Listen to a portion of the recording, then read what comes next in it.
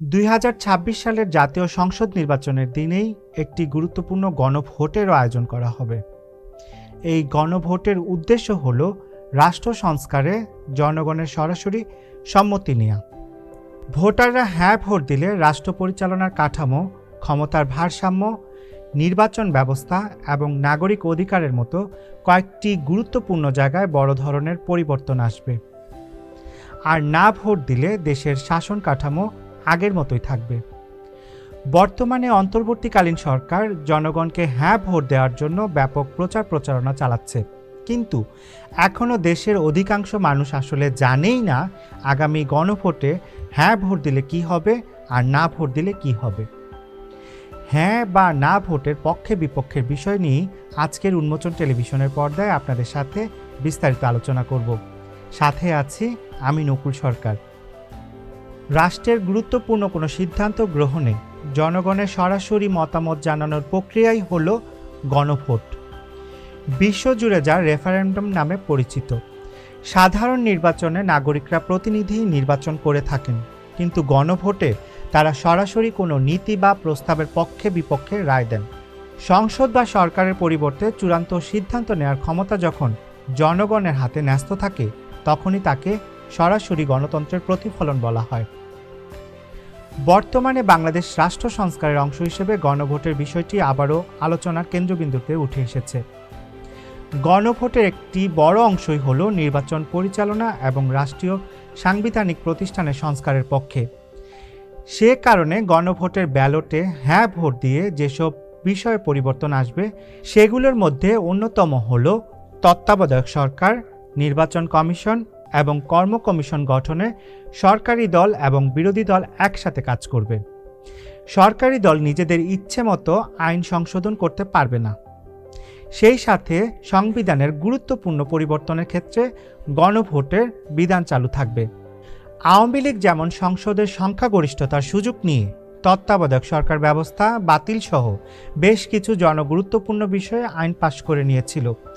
গণভোটে হ্যাঁ ভোট দিলে আর কোনো সরকার নিজেদের সুবিধা মতো আইন বানাতে পারবে না।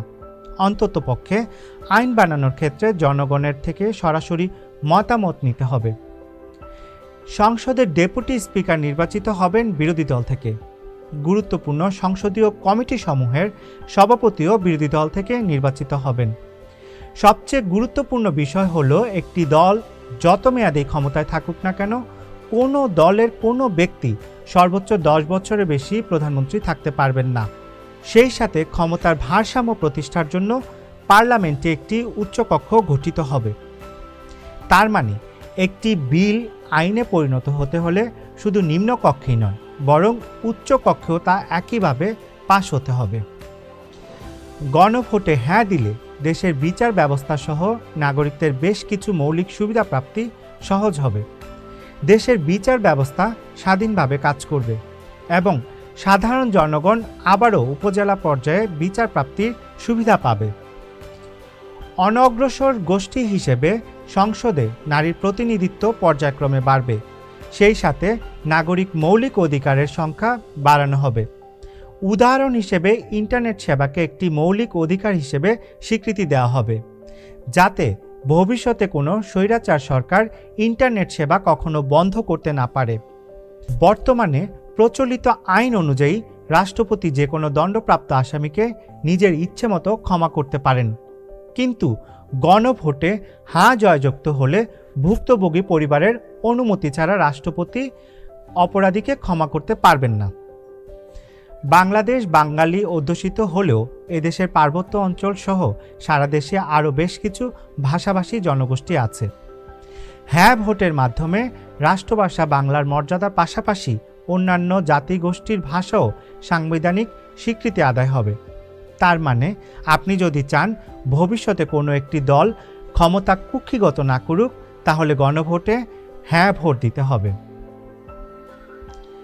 আর গণভোটে না ভোট দিলে কোনো সংস্কারই বাস্তবায়িত হবে না।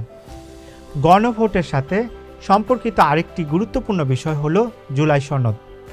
গণভোটে হ্যাঁ জয়যুক্ত হলে জুলাই সনদের আকারে সংস্কার কার্যক্রম অগ্রসর হবে। দর্শক, এবার গুরু দায়িত্ব কিন্তু আপনার উপর। আপনি কি চান? রাষ্ট্র বিনির্মাণে আপনার হ্যাঁ সমর্থন, নাকি আপনারই সমর্থনে আবার কোনো দল ক্ষমতা কুক্ষিগত করে ফিরে আসুক স্বৈরাচারী কায়দায়? এ দেশ আমার, আপনার, আমাদের সকলের। ব্যালট পেপার আপনার হাতে, সিদ্ধান্ত আপনার। আপনি কি চান?